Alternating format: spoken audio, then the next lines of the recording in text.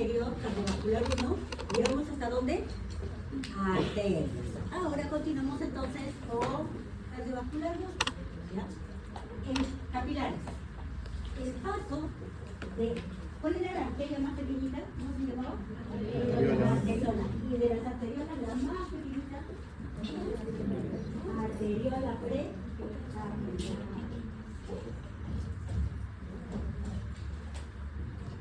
Omega, arte, ¿cierto?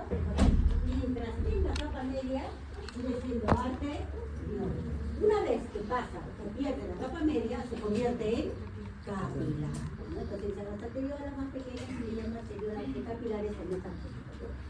Los vasos a estos capilares son vasos sanguíneos de muy pequeñitas que tienen un diámetro promedio de 5 a 15 litros. La presión de la sangre en el interior alcanza los valores más bajos. ¿Por qué? Porque tiene que pasar lentamente para que lleve a cabo su función. ¿Cuál es la función? Intercambio de sustancias.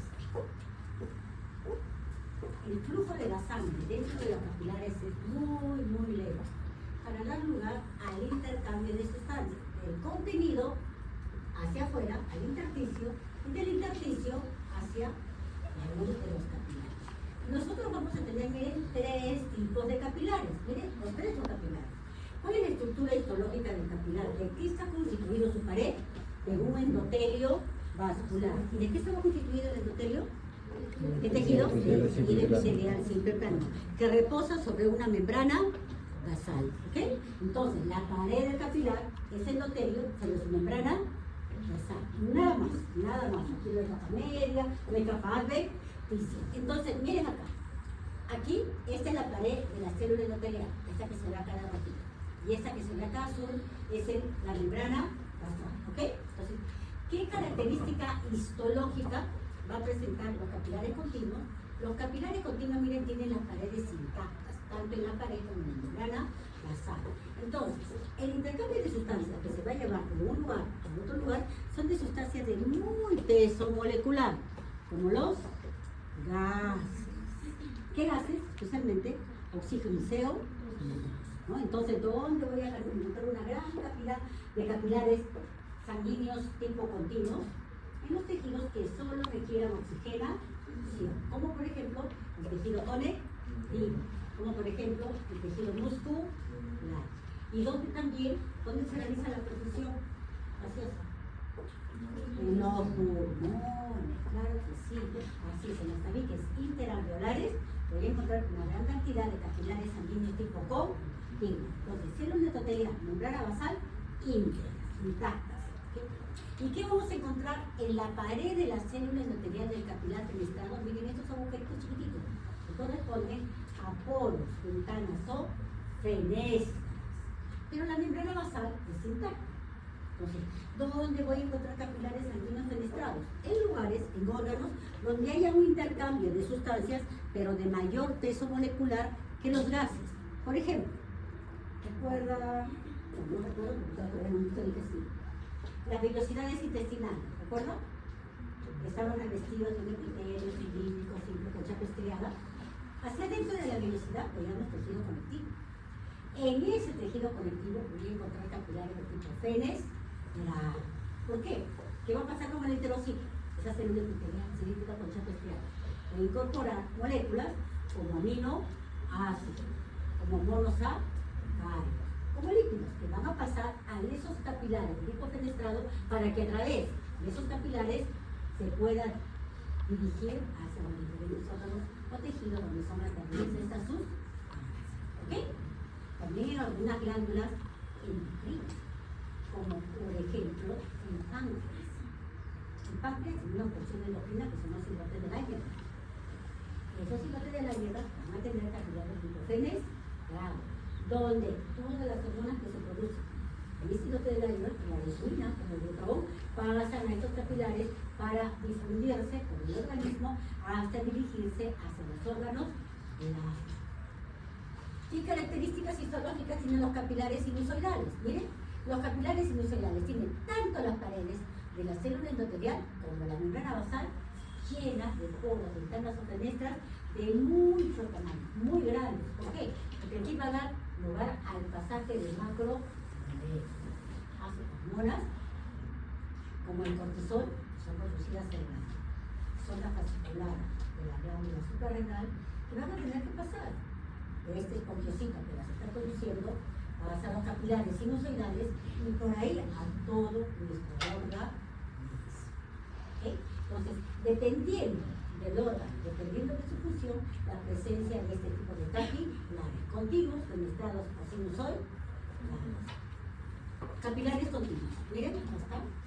Nuevamente, la pared de la célula endotelial íntegra y la membrana basal también íntegra. Solamente va a permitir el pasaje de sustancias por difusión de una zona de mayor concentración a otra zona de menor concentración. Entonces, los gases atraviesan fácilmente la pared de la célula endotelial y de la membrana basal. Estas células endoteliales que tapizan la luz del capilar sanguíneo tipo continuo están unidas por bandas de adhesión. ¿Okay? Donde las encontramos en el tejido muscular, en el tejido nervioso, tejido conectivo y las glándulas sexo-penas. Miren acá, ¿qué tejido era este? A ver quién me dice, que me recuerda. Tejido conectivo adiposo unilocular. ¿No es cierto? ¿Lo reconocen? Entonces, en ese tejido conectivo, miren acá. Todo me lo voy a encontrar. Miren acá, este que está acá, ven este que está bordeado por una línea roja, aquí también. Miren, así se vea, solamente los núcleos aplanados en la luz. Aquí también, miren, no vemos capa media, solamente el citoplasma y el núcleo, nada más. Porque la membrana basal, ¿por qué se tenía? Ácido periódico, ¿no es cierto? ¿Recuerda? Los sitios que nos da la membrana basal son el endotelio vascular con el núcleo de la célula. Capilares de tipo fenestrado. Nuevamente, ¿qué es lo que va a permanecer? Íntegra la membrana basal, que es lo que va a presentar la célula endotelial. Su citoplasma presenta el corazón fenestra. Ahora, estas ventanitas, que son pequeños agujeritos, van a tener como una cortinita, diafragma. Salvo en el glomérulo renal, en donde los capilares fenestrados no presentan ventanas, no presentan diafragma. ¿Okay? Acá está, miren. ¿Recuerdan la lámina que veíamos de riñón? ¿Recuerdan? Ahí hemos visto varias cosas. Ahí hemos visto aquí. ¿Recuerdan qué tejido era este? Tejido epitelial simple. Entonces dentro hay un ovillo de capilares. Aquí no es un solo capilar, acá hay 4 o 5 capilares que están enrollados como un ovillo. Entonces yo le hago un corte y estoy viendo acá, todos esos son capilares. ¿De qué tipo? Miren acá, ven este núcleo granulito, ¿lo ven acá? Esto es un capilar, ¿de qué tipo? Fenestrado. Aquí ven otro, ¿ven acá? En realidad son todos, ¿no? Pero en todos no aparecen los núcleos. Los núcleos son 2 o 3 células endoteliales, porque la luz es bastante estrecha. Lógicamente que aquí no estoy viendo los tumores ventanas de fenestra, porque estos son conceptos de ultraestructura. ¿Por qué los vemos? Con microscopía electrónica. Entonces yo voy a reconocer que es un capilar fenestrado por el órgano. Si yo estoy viendo glomérulos, ¿qué capilares? ¿Qué capilares? Fenestrados. Si yo veo una vellosidad intestinal, fenestrada. Pero si yo veo tejido muscular, ¿ok? Entonces lo vamos a reconocer por el tejido o el órgano donde está ubicado. Aquí miren, aquí estamos viendo, este es el páncreas. Aquí estamos viendo también, estos son los fascículos pancreáticos, ¿verdad?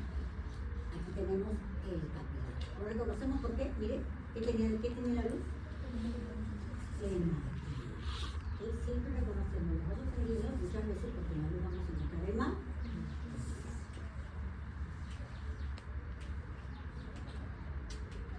Capilares sinusoidales. Acá, miren, la pared de la célula endotelial tiene como tiene unos poros, unas ventanas o fenestras muy grandes, al igual que la membrana basal. Entonces, las moléculas van a pasar fácilmente de un lado al otro lado. Pero como eso puede ocasionar algún riesgo, ¿por qué? Porque algunos patógenos también se pueden meter por ahí, ¿no es cierto? El hígado, por ejemplo, es muy rico en capilares sinusoidales. por la amplia función que tiene el hepatocito. El hepatocito va a formar proteínas, entonces va a necesitar mucho aminoácidos. El hepatocito va a detoxificar, va a eliminar entonces sustancias limpias, porque se va a detoxificar. Entonces, de ida y de vuelta, ese hepatocito va a tener sustancias que elimine o que incorpore, pero lo hace por vía sanguínea, a través de estos capilares. ¿De qué tipo? Sinusoidal. Pero aquí en este hígado, como con los alimentos, ¿pueden pasar patógenos?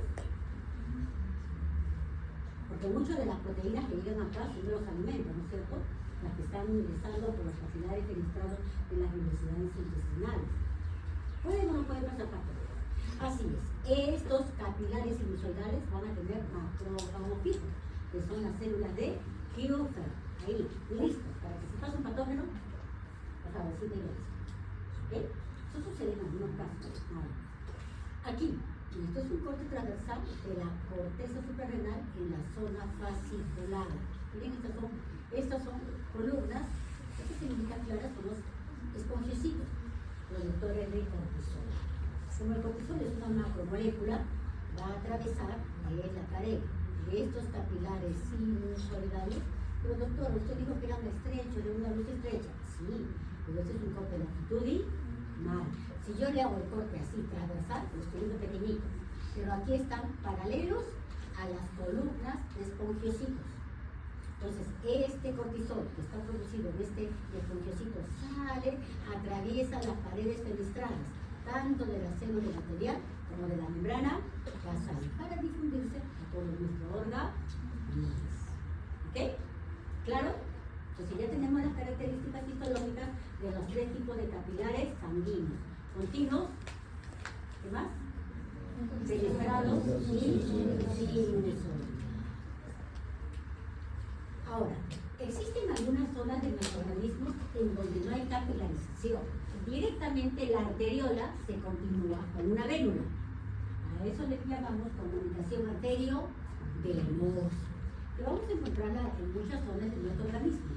Pero estas, las que se encuentran ubicadas aquí en el crucejo de dedo, ¿recuerdan el crucejo de dedo? ¿Qué epitelio veíamos ahí? Polistatificado, plano, jerarquizado, ¿recuerdan?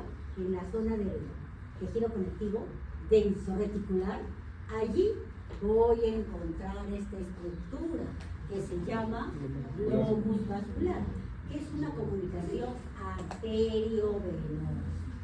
La arteriola, miren acá, no pierde las características propias de arteriola, porque el tejido conectivo que se encuentra acá lo engloba, las celulitas cambian de característica, ya no se ve como fibroblasto, y se tornan epitelioides, envolviendo las formaciones arteriolares con las formaciones venulares, conformando el globo vascular. ¿Y cuál función tiene aquí? Acá hay circulación terminal, ¿no es cierto? Así es. En alguna situación crítica, en donde por ejemplo hay un extremo frío, esta circulación terminal a lo mejor no va a dar lugar a una perfusión ni la capilarización.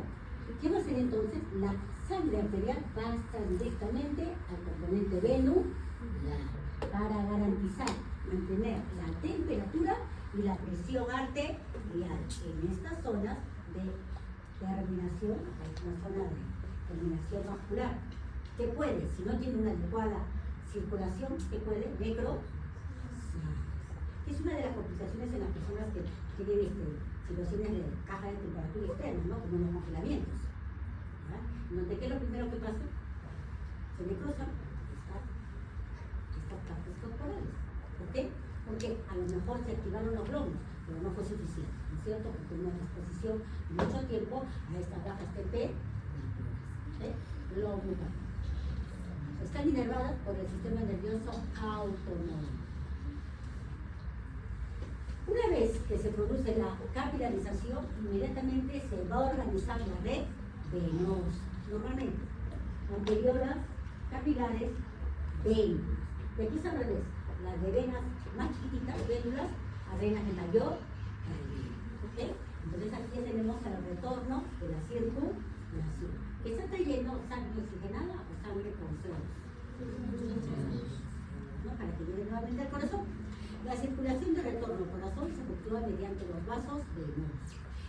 El cambio de la red capilar a las venas es gradual y pobre, si lentamente empiezan a aumentar de capas la pared de la vena. También van a presentar en su pared íntima, media y adventicia, pero con características diferentes a las que tenían en la pared de las arterias. La íntima y la capa media no se van a distinguir por claridad, son bastante delgadas. ¿Cuál va a ser la capa predominante? La capa adventicia. ¿Cuál era la capa predominante en las arterias? La capa media. En las venas, ¿cuál va a ser la capa predominante? La adventicia. Entonces vamos a reconocer tres tipos de venas: las vénulas, las venas de mediano calibre y las grandes venas. Las vénulas son las más pequeñitas, hasta 1 milímetro de diámetro. La íntima tapizada por un endotelio vascular con una delgada lámina de tejido conectivo subyacente. Miren acá, la capa media formada por fibras musculares aisladas, mezcladas con abundante tejido conectivo. No se olviden, íntima y media, muy adelgazada. La capa adventicia, que es la túnica más gruesa, está constituida por tejido conectivo cuyos haces son de disposición longitudinal. ¿Cómo era la disposición en la capa media de la arteria? Circular. Por eso los componentes arteriales siempre van a ser bastante redonditos. En cambio, ¿cómo vemos a la vena? De paredes colapsadas. ¿Recuerdan anatomía? Pero ahora también deben estar haciendo anatomía, ¿no? Entonces, las paredes del componente muscular rápidamente se colapsa por la disposición de sus componentes, ya sean fibras musculares o ya sean tejido conectivo, fibras colágenas, siempre van a ser en disposición longitudinal, versus al componente arterial, cuyos componentes son de disposición circular. ¿Ok? ¿Sí? Muy bien, ábreme la puerta.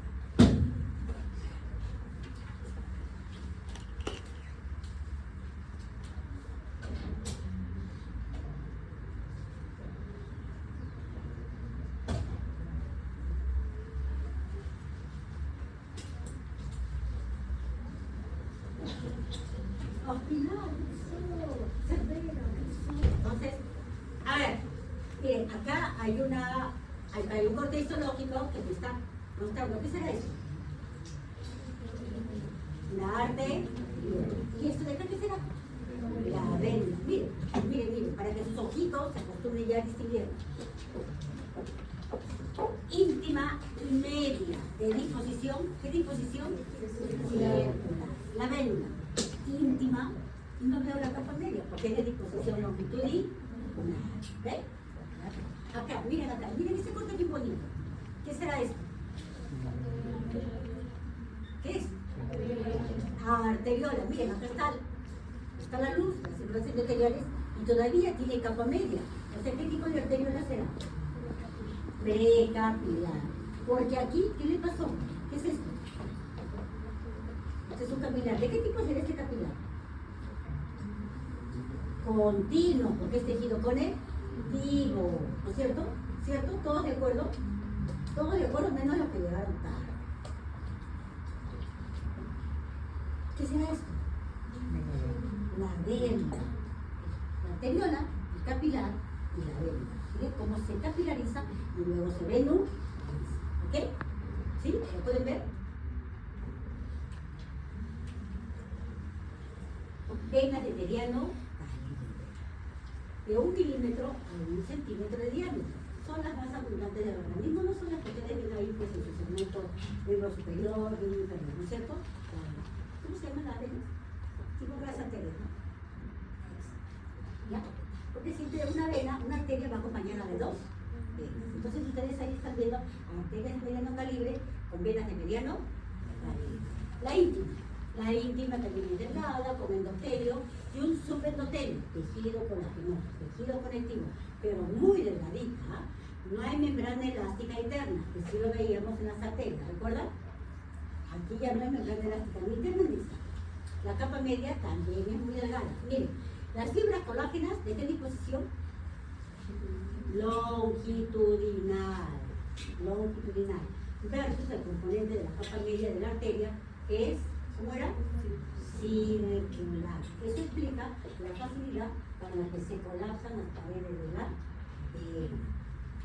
Hay fibras elásticas y algunas fibras musculares, pero el mayor componente de tejido cone, la adventicia. La adventicia es la más gruesa, con fibras elásticas y colágenas dispuestas también longitudinalmente. También algunas fibras musculares. Aquí la vemos, miren. La luz bastante colapsada, íntima, la media muy delgadita. ¿Qué es lo que predomina? La capa adventicia.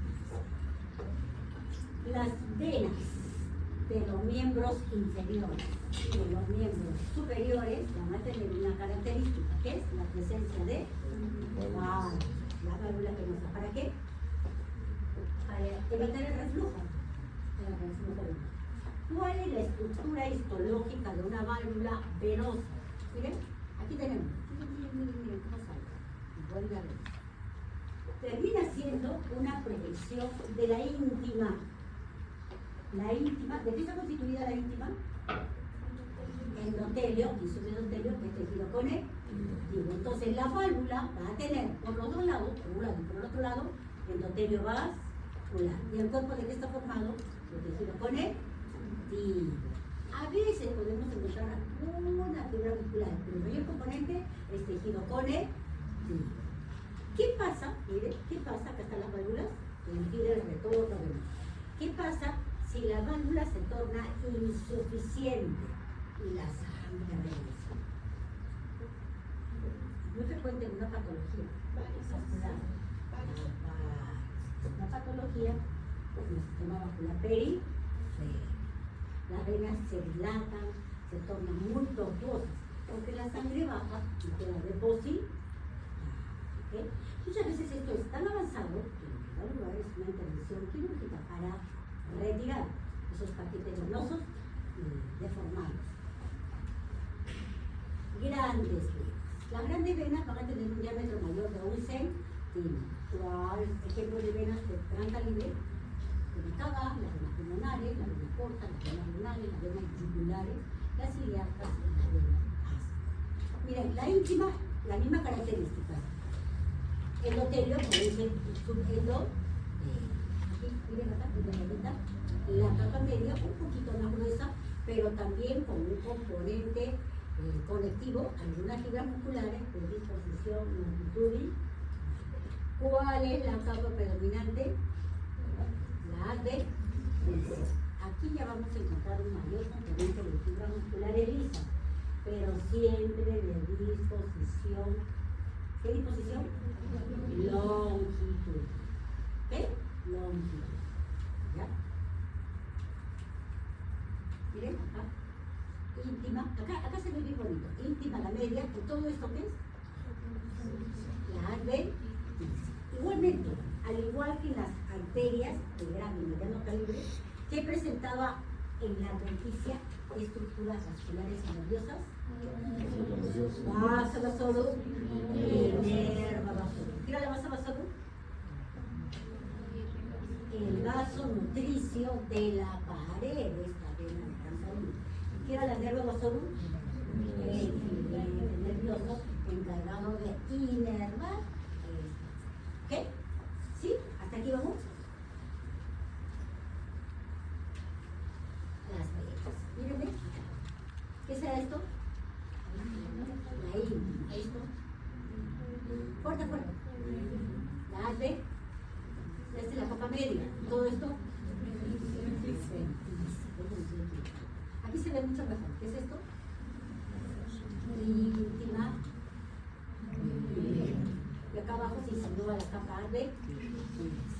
Igualmente acá, íntima media de adventicia. En este tejido conectivo, aquí debemos encontrar la masa vasorum y la nerva. Acá, para comparar arterias y venas. ¿Qué será esto? ¿Arteria o vena? Vena. ¿Y esto? Miren, íntima media y adventicia. Y la luz, siempre la luz bastante cola. En cambio acá, miren, la luz es más redonda. Íntima, ¿qué es esto? ¿Qué es esto? ¿Qué parte de la pared de la arteria? La capa media. acá la A, B. Aquí lo vemos mejor. A ver, esta estructura, ¿cómo se llama? Membrana limitante interna, que separa la íntima de la capa media. Aquí tenemos la A, B.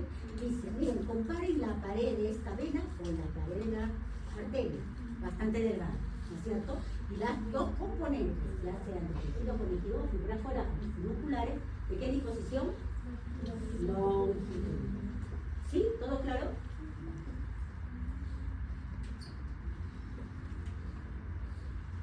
Además de sangre, ¿qué corre por nuestro país?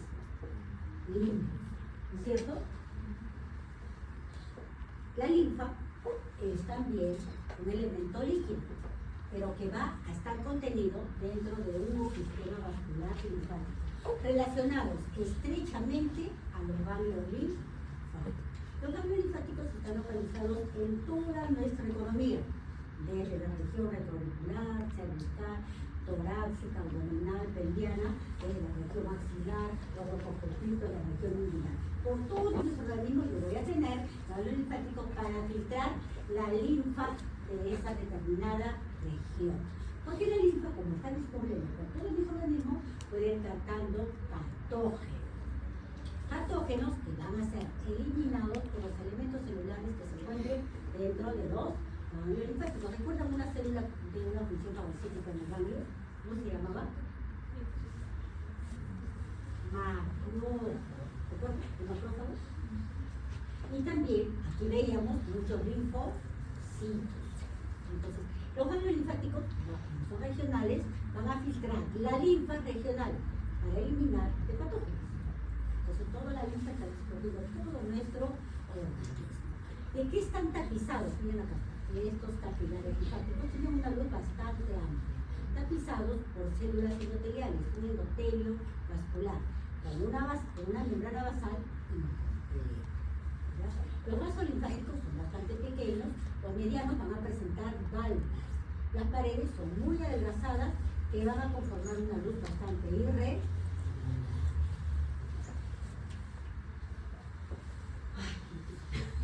Es una carrera, ¿no? Nunca he visto tanto. ¿Hasta aquí todo claro? ¿Alguna pregunta? ¿Cuántos tipos de capilares sanguíneos había? ¿Tres? ¿Cuáles? Continuos. ¿Qué características histológicas tiene el capilar sanguíneo continuo? Paredes de las células endoteliales íntegras. Membrana basal íntegra. ¿No es cierto? ¿Dónde están alojados? ¿Dónde encontramos capilares sanguíneos? Tejido conectivo, tejido muscular, tejido nervioso, glándulas. Capilares sanguíneos tipo fenestrados. ¿Cómo es la célula endotelial? ¿Se forma el endotelio íntegra o con poros ventanos o fenestras? Poros ventanos. ¿Cómo es la membrana basal? Íntegra. ¿Dónde la voy a encontrar? ¿Dónde encuentro capilares fenestrados? Vellosidades intestinales. Vellosidades intestinales. ¿Dónde más? Glomérulo renal. ¿Okay? Y algunas glándulas endocrinas, como el páncreas. Capilares sinusoidales. ¿Qué características histológicas tiene ese endotelio vascular, la célula endotelial? Grandes poros, ventanas o fenestras. Y la membrana basal también con características de presencia de ventana, poros o fenestras. ¿Dónde la encuentro?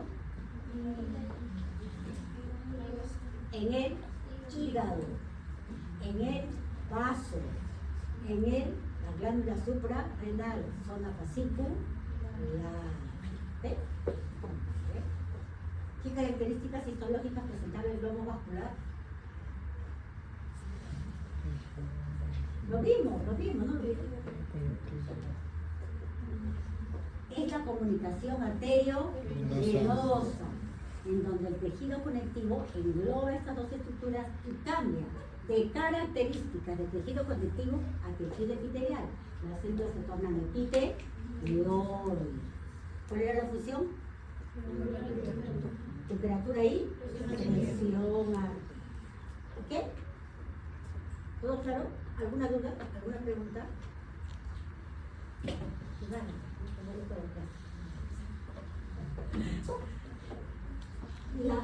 Las estructuras vasculares se enferman, las estructuras venosas, los capilares se enferman. Tenemos todo un amplio concepto de enfermedades que van afectando al vaso sanguíneo y se llaman vasculitis. El mayor porcentaje de estas vasculitis son de origen autoinmune.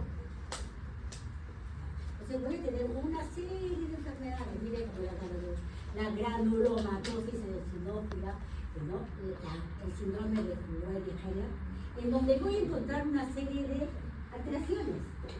Si se afectan los capilares, están alterados, vamos a revisar el cuadro de función, ya sea intercambio gaseoso, ya sea intercambio de sustancias, van a estar totalmente impedidos de realizar esa función.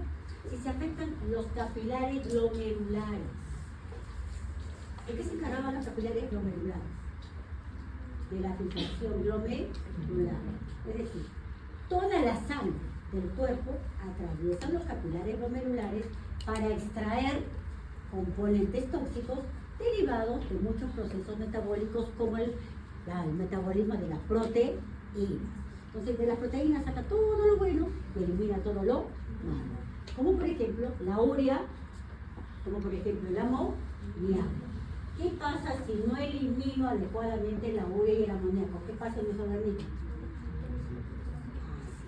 Se intoxica. Y aquí tenemos los problemas de insuficiencia renal. Por ejemplo, ¿dónde voy a encontrar esto? En la glomerulonefritis lúpica, en la amiloidosis, en la diabetes mellitus, cuando causa glomerulopatías diabéticas. Esas paredes se alteran y se producen las vasculitis. Cuando el daño de la pared de estos capilares es muy lesivo, las enfermedades se tornan muy graves. Esos órganos se tornan insuficientes. Y cuando el riñón se torna totalmente insuficiente, ¿qué es lo único que queda? Diálisis. Pero la diálisis no va a ser por toda la vida. Trasplante. Entonces, estas enfermedades pueden ser, la diabetes es prevenible, no, salvo la 1, ¿no? La veces es prevenible. Pero la 2 es prevenible, sí, porque está relacionada con las costumbres alimentarias, ¿no es cierto? Con la obesidad, está muy relacionada con la obesidad. Y así también una serie de enfermedades, ¿no? La hipertensión también daña los vasos sanguíneos pequeñitos, porque también tenemos glomerulopatías hipertensivas. No se tornan insuficientes porque esa presión aumentada constantemente daña las paredes de estos pequeños vasos sanguíneos. Entonces, la hipertensión es previsible, también se puede prevenir. ¿Cómo? ¿Cómo lo prevenimos? A la alimentación, actividad física. Eso que nadie hace acá. ¿Quién hace actividad física? ¿Alguien hace? Yo tomo agua. Estoy haciendo, créame, no sabía. De verdad que estoy haciendo. Por un tema ya de salud, pues no quiero enfermarme, quiero seguir manteniéndome vital. Ustedes con más razón, ¿no? Porque de verdad, yo los conocí jóvenes y cuando los voy a encontrar después de 10, 15 años, todos hipertrofiados. Chicos, hay que cuidarse, hay que cuidar a nuestros vasitos sanguíneos, pues. O queremos terminar con problemas, o sea, problemas de la retinopatía diabética, que ocasionan ceguera. Una riñón, insuficiencia renal. A nivel de circulación terminal, diabetes que ocasiona. Diabetes. ¿En qué termina el diabetes? Termina sin pie. Claro, amputación, claro. Entonces, mire, con solamente prevenir, podemos hacer bastante. ¿Alguna pregunta, chicos? Cualquier persona que te motive a ser mejor es alguien que quiere mantener siempre ser. O sea, yo siempre me gusta hacer cosas. ¿Alguna pregunta?